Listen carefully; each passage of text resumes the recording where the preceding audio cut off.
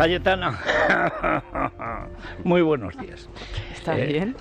No, es que ya te veo toso. Es que la última vez te vi en este festival, que es un grandioso festival. Había, ¿cuántos? 4.000 personas, 4.000 jóvenes, personas, la sí, inmensa mayoría jóvenes, y ese discurso contra los abrazos con los balazos, que es la tesis del amigo del Chapo Guzmán. Yo nunca he visto o sea, es verdad que ha habido pactos, ¿no?, de políticos con narcos. Ahora, ir a saludar a la madre del narco para facilitar la huida del hijo y decir que la política ya no van a ser balazos, sino abrazos con los que pegan balazos, claro. Yo eso no lo había visto nunca. Y cuando el otro día lo denunciaste en ese discurso, brillante, espectacular, porque aquello era Hollywood sin lo políticamente correcto, o sea, estaba muy bien iluminado y todo. Claro, inmediatamente salió López Obrador, que tienes a la presidencia de la República Mexicana una polémica alterada. Grande. Me he dedicado ya un par de mañaneras. ¿Y qué dice? Un orgullo.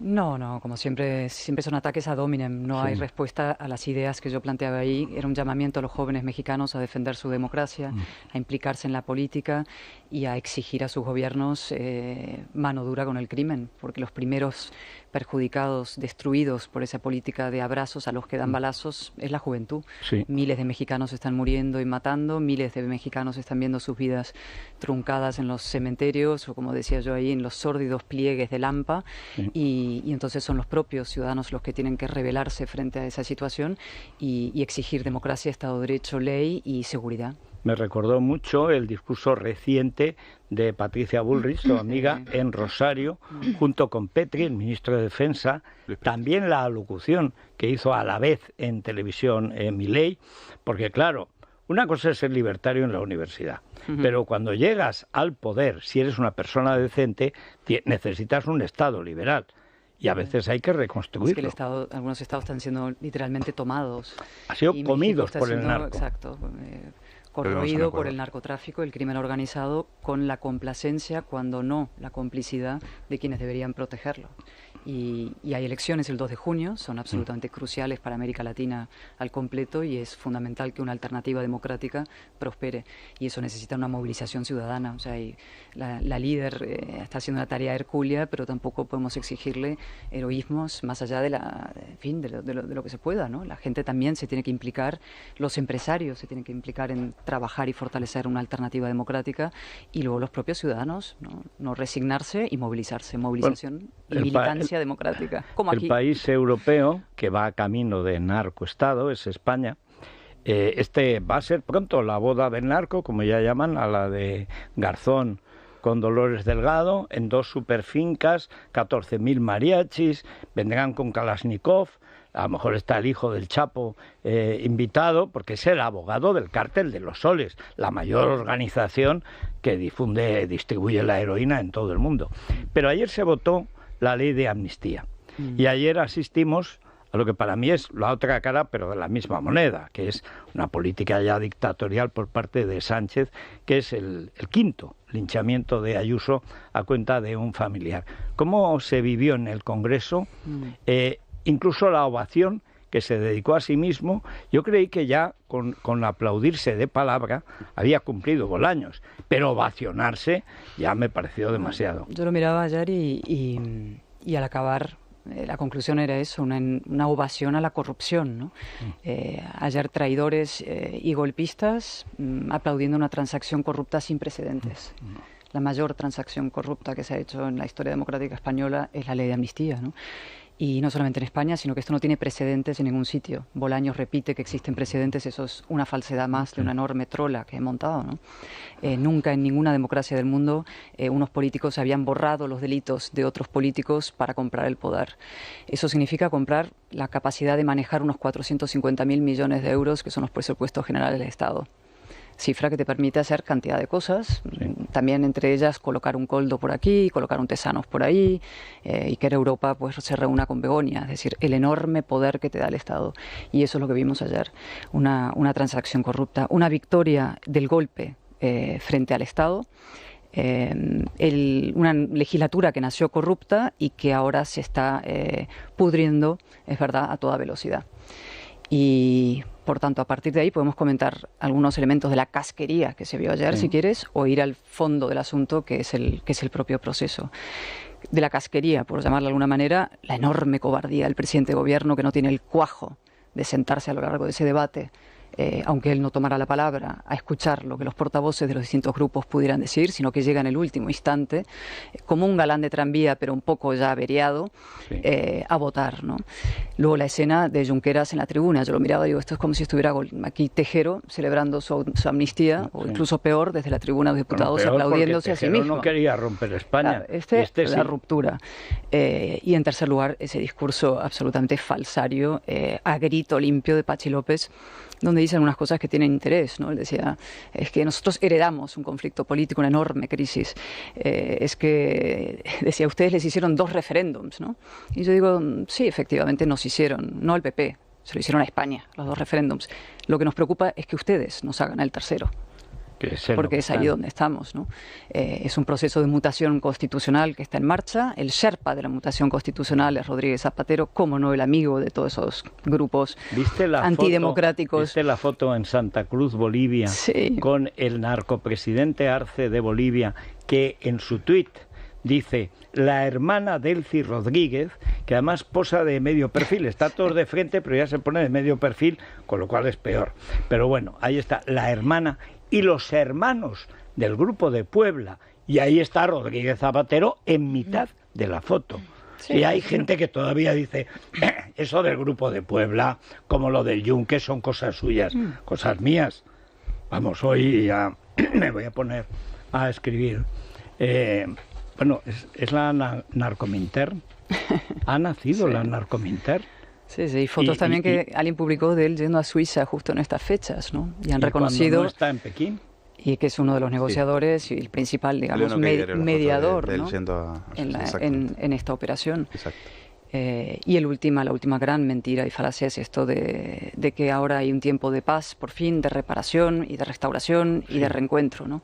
Y esa es la enorme mentira. Lo que ha pasado es que la ruptura que se produjo en Cataluña se ha trasladado al conjunto de España, ¿no? La discordia, la ruptura en esos 2 bloques se ha trasladado a la política nacional. Y eso es donde estamos. Y la pregunta, como siempre, y lo hemos hablado aquí cientos de veces, no es tanto quizá analizar lo que ellos están haciendo, saber que es un proceso que está en marcha de liquidación de la nación constitucional, saber que ese proceso lo lidera ahora el Partido Socialista Obrero Español, que tiene determinadas fases, la amnistía es una de ellas, la mutación constitucional, referéndum de autodeterminación será la siguiente, y yo veo también incluso en el horizonte el riesgo, la amenaza de que un sector de la izquierda quiera plebiscitar las próximas elecciones generales para que los españoles elijan no gobierno sino régimen. Eso es lo que yo digo en el prólogo. Y además que me parece fundamental que la derecha no crea que puede ganar un plebiscito. Si tú pones a votación España, ya has perdido. Si tú pones a votación el régimen constitucional, ya has perdido. Hay cosas que no se pueden votar. Y que aprendan lo que pasó en Reino Unido, en Escocia. Bueno, pero, es que es peor. Pero es que esto es peor. Quieren utilizar la corona como... O sea, no pudieron contra España en el 17 como tal, entonces quieren intentar ganar contra la corona lo que perdieron contra España o contra la Constitución. Y lo que hay que explicar es que corona y democracia son indisociables hoy. Es decir, no habrá democracia en España, no habrá valores, incluso diré republicanos en el sentido clásico, libertad, igualdad, fraternidad, sin corona, ¿no?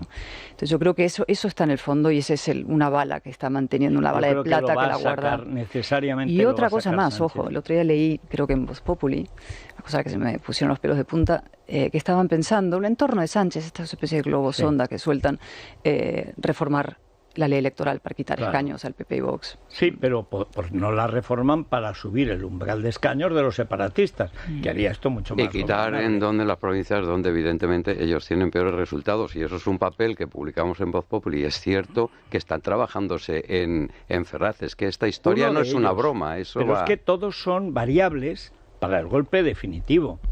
¿Y cómo ves lo de ahora el novio? Antes fue el padre, después la madre, luego el exmarido, después el hermano y ahora es el novio de Ayuso. Bueno, es una prueba más muy desagradable de hasta dónde está dispuesto a llegar Sánchez para mantener el poder. Es un símbolo de eso lo estamos viendo a nivel institucional y lo vamos a empezar a ver, o ya lo hemos visto, lo estamos viendo a nivel individual y personal. Es decir, esto pasa por la liquidación de los derechos civiles elementales y la protección civil básica que tiene un Estado de Derecho, y eso va en paralelo a la destrucción, insisto, de la comunidad política, ¿no? Tumbar todos los diques de contención que tiene el sistema, ¿no? Y ahí es donde quiero dar la vuelta al discurso, es decir, no me canso de decirlo y seguiré, es decir, que pierdan toda esperanza. O sea, la nación constitucional española, nacida en el 78, tiene anticuerpos y tiene diques de contención y hay que fortalecerlos y reforzarlos. Es decir, uno de ellos, evidentemente, la justicia.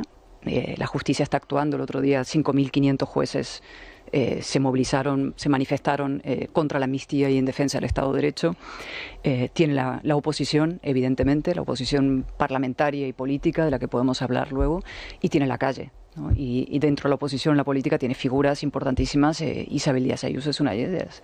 Y el objetivo, evidentemente, del gobierno es derribar la justicia, derribar a Ayuso, derribar al PP, derribar la oposición y desmovilizar a la calle. Y nosotros tenemos que hacer todo lo contrario y aprovechar el momento que viene, que es un ciclo electoral decisivo. A ver, tenemos una oportunidad os paso importantísima. Las preguntas para no abusar. A ver, bueno, Luis, yo le quiero preguntar a Alejandro, Cayetana, ¿qué tal? Buenos días. Le quiero preguntar por lo que pasa en Cataluña, qué va a pasar con qué va a pasar, por qué todavía el PP no tiene claro quién puede ser el candidato a las elecciones. ¿Usted cree que Feijóo puede castigar a Alejandro Fernández por haber criticado las conversaciones que tuvieron con Junts? Eso de castigar es como de los niños y el patio de colegio, ¿no? Acá estamos en cosas muy serias, ¿no? Las elecciones en Cataluña son clave, ¿no? Cataluña es la zona cero del proceso, ¿no? Es la zona cero y lo que pasa en Cataluña va a determinar y definir la política nacional. Siempre lo hace, acaba tumbando gobiernos o agrupando gobiernos. Desde el 17, exacto, todo. Es clave, ¿no? Y nosotros tenemos que aprovechar estas elecciones para hacer descarrilar el proceso separatista, es decir, el proceso que encabeza Sánchez junto con el separatismo, hay que hacerlo descarrilar y esas elecciones nos dan esa oportunidad, ¿no? Tenemos que reagrupar a un espacio amplísimo, libres, iguales, ciudadanos, populares, todo lo que se quiera en un espacio democrático, y presentar una alternativa. Sobre la cuestión del Partido Popular en particular ahí, ¿no? El PP tiene una oportunidad muy importante por primera vez en 10 años de recuperar, tenemos la opción de recuperar el liderazgo del constitucionalismo, de ese espacio que se perdió hace 10 años. Hubo un momento puntual, y no debería ser yo quien lo diga, pero como nadie lo dice, pues tendré que decir yo, que fueron las elecciones de noviembre de 2019, las elecciones generales, donde conseguimos, con una línea política determinada, ponernos al frente de esa opción. Luego eso se truncó por una historia que está contada en algún libro, o un par de libros, y sobre la que no vale la pena incidir. Continuó en Cataluña insistiendo en esa historia, que acabó en 3 escaños, que es lo que tiene ahora el PP en el... Pero que en realidad era 1. Porque 2 eran, digamos, adjuntos. Pero si mantenemos esa línea política de alternativa, de libertad y de constitucionalismo, tenemos una oportunidad extraordinaria. O sea, los ciudadanos están dispuestos a darnos una segunda oportunidad. Mucha gente se fue del PP, se fue por desconfianza, se fue porque se rompieron los lazos afectivos entre la cúpula del partido y la militancia y nuestro electorado ahí. Y ahora tenemos la oportunidad de que todo eso vuelva, ¿no? ¿Qué pasa con Alejandro? Por hablar, en fin, con la claridad que pueda, digamos, que siempre es complicado hablar de otras personas, y además son las personas con las que tengo una relación personal muy buena, todo el mundo lo sabe, pero al margen de eso, y lo he repetido siempre, no solamente me parece un orador extraordinario, un brillante parlamentario, que todo el mundo de eso coincide, sino que realmente creo que tiene una visión nítida y clara de lo que está pasando en Cataluña y de lo que debería pasar, es decir, de la imprescindible necesidad de construir una alternativa distinta, constitucionalista, antinacionalista en ese espacio. Y quizá haya alguien mejor, pero yo esa persona de momento no la conozco y nada me gustaría a mí más que poder votarle. Yo no voto en Cataluña, pero si estuviera ahí, desde luego, votaría a Alejandro con entusiasmo. Decías que no iba a responder y ha respondido, ¿eh? Sí. No digo que no iba a responder del todo. No, pero yo digo lo que pienso. Ya no lo nombra, ha dicho, luego se tomarán las decisiones y cada uno las toma. Yo digo, lo que pienso sobre Alejandro lo he dicho, lo he escrito en los momentos en la salud, en la enfermedad. Un día lo dije en un mitin, en la salud, en la enfermedad, no sé cómo sigue la frase exactamente, pero es que realmente lo creo, si no, no lo diría. Si me dijeran, mira, hay una alternativa extraordinaria, yo no la conozco de momento. A ver, ¿y qué posibilidades hay, Cayetana, buenos días, de que ese frente constitucionalista finalmente se arme? Porque parece que se está negociando con Ciudadanos, que no sabemos muy bien cómo van esas conversaciones, si al final derivarán en algún éxito. No se está hablando con Vox. ¿No le parece que es el momento, además de lo que estaba usted diciendo hace un minuto, que es el momento de que realmente se aborde de verdad? Bueno, es la ocasión. Estamos en el Aleph del Procés, que es Cataluña, estamos en la zona cero, y ¿no convendría abrir un poquito, yo creo, el diálogo, tanto con Ciudadanos como con Vox? No sé muy bien cómo va esto. Yo soy muy partidaria del diálogo y la coordinación como mínimo, y incluso he ido mucho más lejos hablando de reagrupaciones, ¿no? No es fácil, lógicamente. Aquí se mezclan cantidad de cosas, proyectos personales, proyectos políticos, diferencias, pero como mínimo hay que saber pactar las discrepancias, y estamos lamentablemente a veces lejos de eso, ¿no? Yo escucho, y lo digo sinceramente, muchos discursos de Vox en estos días, y es que dedican buena parte a atacar al Partido Popular, a atacar a Feijóo. Ayer mismo ustedes no hacen oposición, y digo, hombre, es que eso no es verdad. Es que me voy a empezar a ofender, ¿sabes? Llevamos aquí partiéndonos la cara muchos meses intentando, ¿no?, denunciar la amnistía, correr a Bolaños, al presidente del gobierno, a todo su equipo, y no es verdad, ¿no? Pero no voy a hacer nada para acentuar cualquier tipo de diferencia o pelea que pueda haber. Objetivo de estas elecciones en Cataluña: tenemos que desafiar la hegemonía del nacionalismo. Si no conseguimos desafiar la hegemonía, que eso es muy difícil, porque es verdad que es rocosa de momento, ¿no? Y Sánchez le ha dado tanta legitimidad, lo peor que ha hecho es blanquear el discurso xenófobo del nacionalismo, incluso peor que la amnistía, es blanquear ese discurso. Si no conseguimos desafiar la hegemonía, por lo menos tener una poderosísima minoría de bloqueo, llamémosle así, es decir, 30 escaños entre unos y otros, 30 y pico escaños, lo que llegó a tener Ciudadanos más otros, para intentar pasar, digamos, de una vacilante resistencia y una frágil resistencia a una valiente, vibrante y poderosa ofensiva al nacionalismo en Cataluña, ¿no? Y esto me lleva a otra reflexión que creo que es importante, ¿no? Hay que entender algo, Federico lo entiende perfectamente, y un buen amigo nuestro, estuve anoche en la representación del libro de Antonio Robles, 30 años de extranjeros en su país, ¿no? Y ahí estaba, que firmó como a Zahara Larra Servet. 30 años de ese libro, ¿no? Y escrito en la más absoluta clandestinidad, denunciando lo que era la situación de tantos catalanes que eran extranjeros en su país. Y hay que entender que bueno, como ha habido... son ahora. Exacto. Como son ahora, porque el proyecto separatista del que habla como convivencia supone el extrañamiento de más de la mitad de la población de Cataluña y además del resto de España. Con una diferencia, Federico, y eso lo hablábamos con Antonio ayer, ¿no? Durante mucho tiempo, con el pujolismo hegemónico, existía la tiranía del consenso. Sí. Todo el mundo estaba de acuerdo en Cataluña. La disidencia era literalmente un sol pop. Era clandestina. El proceso tuvo una virtud, o ha tenido, o tiene una virtud, que es que rompió Cataluña en dos y afloró la otra mitad, ¿no? La mitad demócrata, tolerante, luminosa, como digo siempre, ¿no? Bendita ruptura. ¿Qué está pasando ahora? El gobierno dice hay que hacer reconciliación, ¿no? Que es sinónimo de sumisión, efectivamente. Feijóo decía su sumisión, pero no es solamente la sumisión de Sánchez arrastrado por Puigdemont. Lo que buscan con la palabra reconciliación es que nos sometamos todos una vez más a la hegemonía del nacionalismo y a ese proyecto. Y frente a eso hay que decir: viva la discrepancia, viva el disenso entre sumisión y conflicto. Yo elijo conflicto.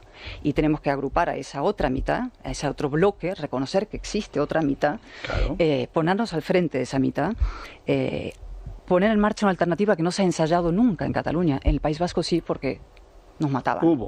Y además hubo un Nicolás Redondo y Jaime Mayor. Y eso se lo cargaron Felipe González y Juan Luis Cebrián. Que anoche, ahora resulta que abominan anoche contaba Nicolás, estaba en este acto también y habló de eso. Dijo cosas muy interesantes, ¿no? Dijo que evidentemente ayer había sido un día infame, un episodio infame en la historia de España, y la enorme responsabilidad, y que el PSC era lo peor, y yo estoy de acuerdo con él. Sí. Yo siempre al PSC lo llamaba ahí, ya no el tonto útil del separatismo, no es verdad que sea el tonto útil, es la retaguardia separatista. Es el separatismo es el blanqueador. con rostro humano. Exactamente.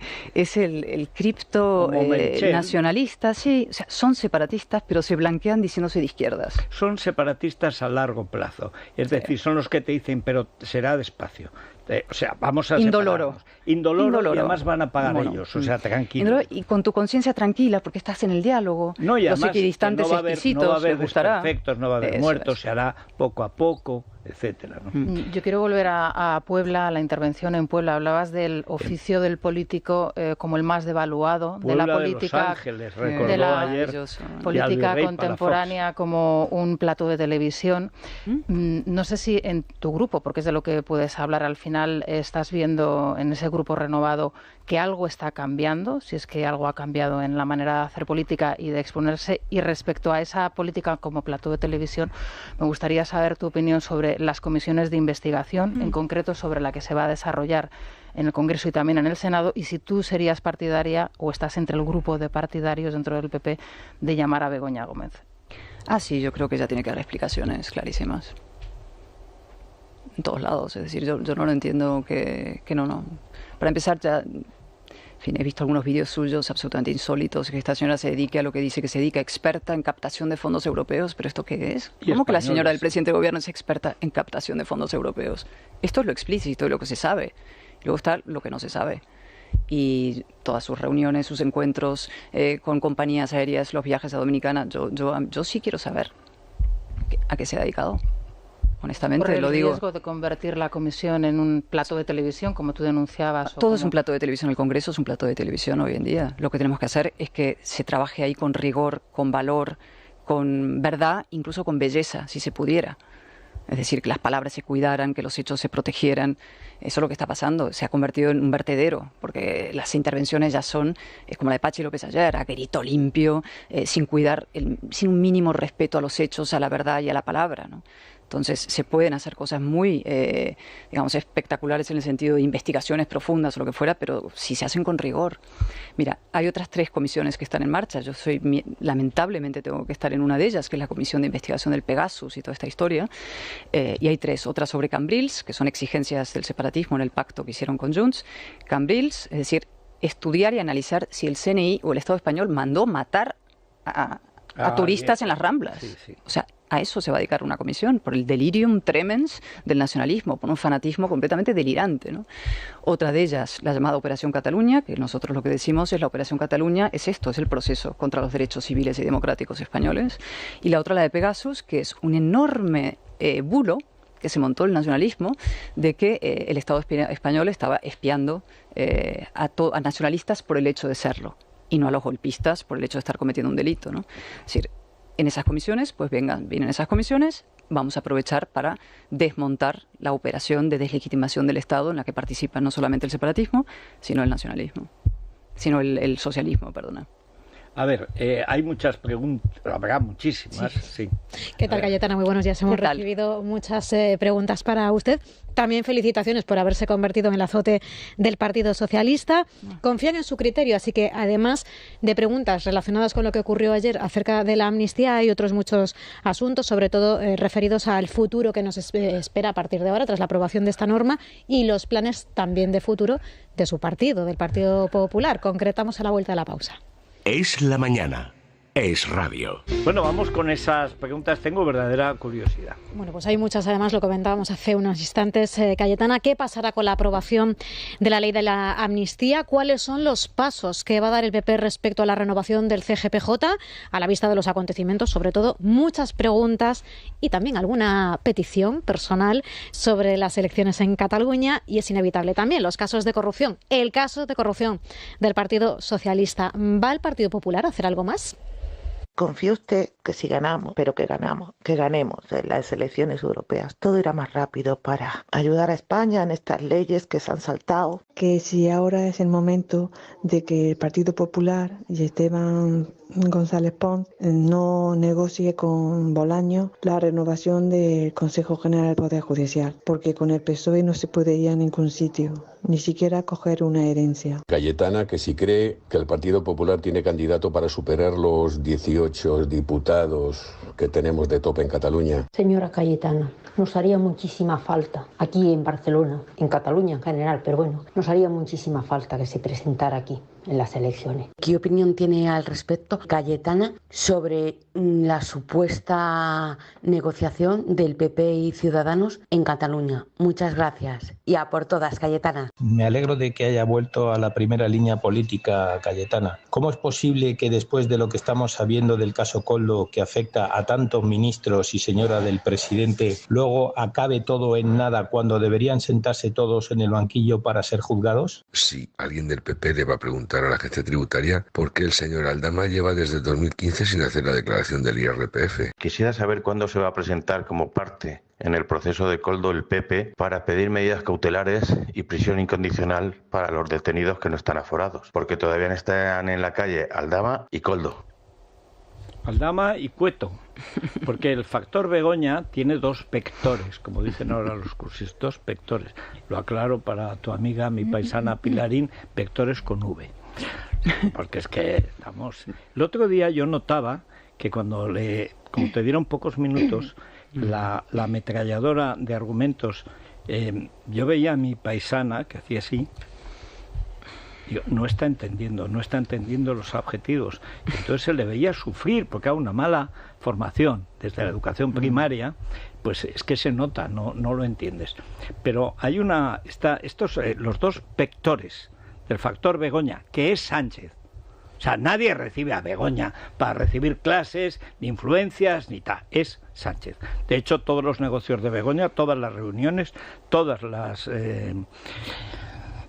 asociaciones personales o empresariales se producen desde que Sánchez llega al gobierno. Ni una sola antes. No hay un solo negocio. No hay un solo chiringuito a los 2 meses anterior. De llegar al gobierno. Nada más llegar. Bien. Cueto, amiga la señora de Cueto, que es formalmente... Cueto pone la estructura. El otro es el cerebro. Pillado en Angola, en un lío turbio, como todos estos. Y luego la clave es Aldama. Un año antes de que empiece lo de las mascarillas, creo que es enero, en San Petersburgo, hay una foto en la que ya están los tres en raya, Javier Hidalgo, Begoña Gómez y Víctor de Aldama. Están en San Petersburgo, luego están con ese chiringuito llamado, que tiene nombre de puticlub, Guacalúa. O sea, es una cosa grotesca. Se lo monta Javier Hidalgo, el de Era Europa, a Begoña exclusivamente con un solo empleado, una empleada, para patrocinarle sus chiringuitos. Y luego, que es que Sánchez firma, lo que le dijo Feijóo, es que Sánchez firma el rescate de esa empresa del amigo de su señora, que además le paga los chiringuitos a su señora, que sepamos al menos los chiringuitos. Seguro que hay más, porque no dejan de volar a la República Dominicana, donde, como en Guinea, lavan los socialistas el dinero negro. Y no me refiero a estos, en general. Bueno, no se paran cuenta, se habla de Koldo. ¿Qué Koldo? Koldo es un matón de puticlub. Aquí el mediador es Aldama por Begoña. Sin Koldo esto no hay es el 10% nada. de la caja. Exacto. De la caja. Pero sigamos, a ver. No, varias cosas. No, sobre preguntas de eso, va a haber en la sesión de control de la semana que viene.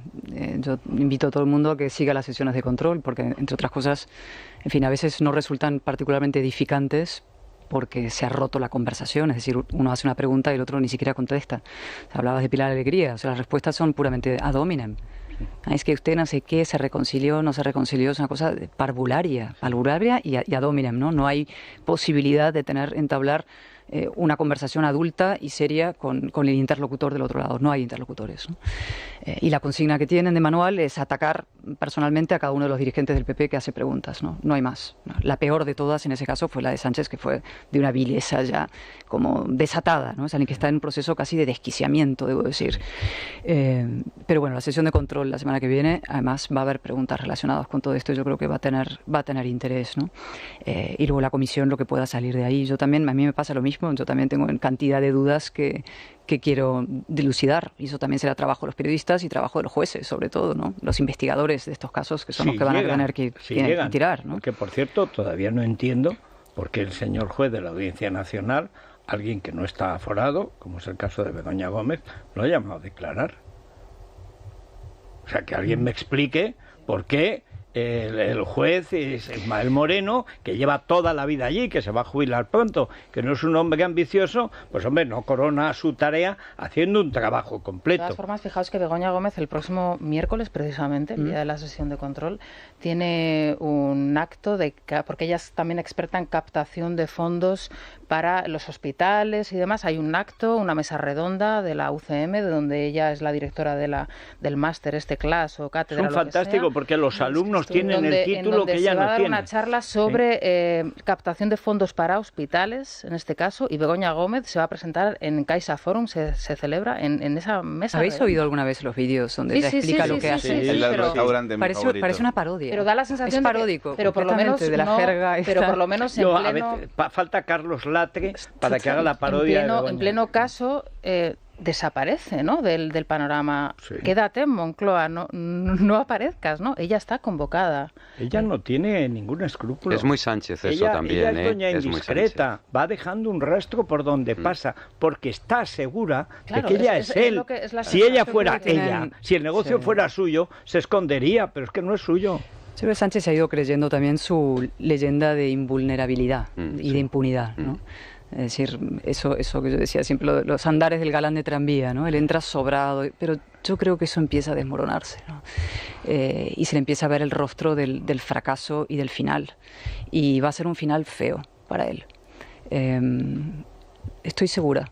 No sé cuándo, la gente siempre, ¿cuándo se va a acabar esto? ¿No? La desesperación de tanta gente que te dice, ¿cuándo se acaba esta etapa? ¿No? Que hagan más ustedes. Digo, bueno, más, uno tiene que ir a las urnas, ¿no? Lo que tenemos que hacer entre todos es construir una mayoría poderosa, alternativa, que derrote de manera estrepitosa al Partido Socialista. Y que el PSOE, si acaso, y si quiere, inicie un proceso de refundación, como hizo Felipe González en su día, rompió con el marxismo. No sé quién lo iba a iniciar. No, yo tampoco. No es veo. Que no existe, es que ese partido no existe. Pero, Barbón va a iniciar proceso de refundación. Pero ya se verá, surgirá, si es que quieren que surja algo, ¿no? Felipe González rompió con el marxismo para formar un partido que podía aspirar a ser hegemónico y mayoritario. Pues el próximo líder socialista algún día tendrá que romper con el guerra civilismo y con el separatismo. Pero antes hay una cosa crucial, ¿no?, que es derrotar el proceso, derrotar a Sánchez en las urnas, reagrupar a una mayoría de españoles, movilizarles y por eso volvemos a la importancia de este ciclo electoral. Alguien preguntaba, ¿son importantes las europeas? Son importantísimas las europeas. Necesitamos que Europa no nos trate con la condescendencia de que habitual. Es decir, si los polacos, si la democracia en Polonia importa, ¿por qué no va a importar la democracia y el Estado de Derecho en España? Yo reclamo que se ocupen también de la mía. Y en Rumanía. Eso es. Rumanía se cargaron una amnistía para políticos corruptos porque hubo una denuncia y porque la gente estaba en la calle. En España está la gente en la calle, es mucho más importante que Rumanía, y sin embargo anda Ursula von der Leyen. ¿La viste? No, yo no estuve en Bucarest, yo estaba aquí. Eso que ganaste. Control. Casi mejor México, la verdad. Pero ahí hay una oportunidad. Necesitamos estar fuertes en Europa también, fuertes en Cataluña. Von der Leyen no ayuda, ¿eh? No, la madrina de Sánchez. Es von der Sánchez. No ayuda. Bueno, en fin, esto tendremos más ocasión de hablar. ¿Cuándo es la sesión de control? Control es el miércoles que viene, sí, como siempre, a las 9. Déjame decir una cosa, yo no creo en eso del diálogo ni cosas así. Yo lo que quiero es oír a los míos dar argumentos sólidos. Yo ya sé que lo otro es escoria golpista. Lo que quiero es oír a los míos. Y por cierto, yo le puse a Ancelotti a Tellado y se lo llaman. ¿Cómo estás viviendo este nuevo grupo parlamentario que parece realmente de oposición? No, yo estoy, debo decirlo, suena un poco bobo, infantil, pero estoy realmente muy contenta. Hay un ambiente, no sé, claro, cada uno lo vive desde su subjetividad, es decir, mi posición personal, ¿no? Hay buen ambiente, buen rollo, y eres una persona valiente. Y como decía Antonio Senillosa, simpático. Sí. Decía, se puede ser cualquier cosa menos un cobarde en la vida. Y es verdad, yo creo que lo más importante en la vida es el valor. Sí. Y entender que la vida al baño María no existe y muchísimo menos la política al baño María. y que hace falta gente que dé un paso al frente y que esté dispuesto a que te partan la cara, pero también, en fin... A partirla. Exacto, y a defender tus ideales, tus derechos y los derechos colectivos. Nosotros representamos a la gente ahí, no estamos para salir ahí limpitos y bien en la foto. Estás porque tienes una masa de gente detrás, y a mí me conmueve cada vez que voy a sitios y gente me dice, ¿no? Por favor, protegernos, ampararnos, sobre todo en Cataluña, cuando vas a Cataluña y te dicen, no nos dejéis solos, no nos desamparéis, o sea, y a eso no debemos. Y por eso es crucial que acertemos ahora en Cataluña y hagamos eso, amparo y protección para todo el constitucionalismo en este proceso. ¿Tu jamón? Tu jamón directo, sí, Federico, es el Día del Padre. El Día del Padre, el Día de los abuelos, el Día de los tíos, el Día de los hermanos, en fin, esto ya lo podemos extender, pero bueno, que todo el mundo que está interesado tome nota. Sí. Fíjate. Y además ir a la caja roja de Nestlé, porque el resto se lo van a zampar los hijos o los nietos. Pero fíjate. Pero la caja roja, si te haces con ella rápido, como dice Alberto Fernández, lo único rojo respetable en Europa el último medio siglo es la caja roja de Nestlé. Bueno, pues, y la tienes que esconder en el sitio adecuado. No, hay que nada más eso. Sí. ¿Y a ti no te pasa que te dejan señuelos en la nevera?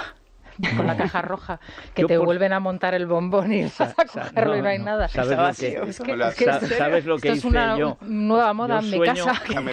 Con que me toque tu jamón directo. Ayer compré 2 señuelos para mis nietas, que eran 2 señuelos de chocolate, un conejo y un pato o algo así, en la nevera, para que al menos me dejen la caja roja de Nestlé. Yo entiendo que no puedo aspirar al 100%, pero hombre, sacad algo. O sea, tú tienes una estrategia, pero totalmente, muy estudiada. Son bueno, voraces, me encanta. Son implacables. Y además, estas una cosa, me derrito. Yo me conozco, tengo que buscar...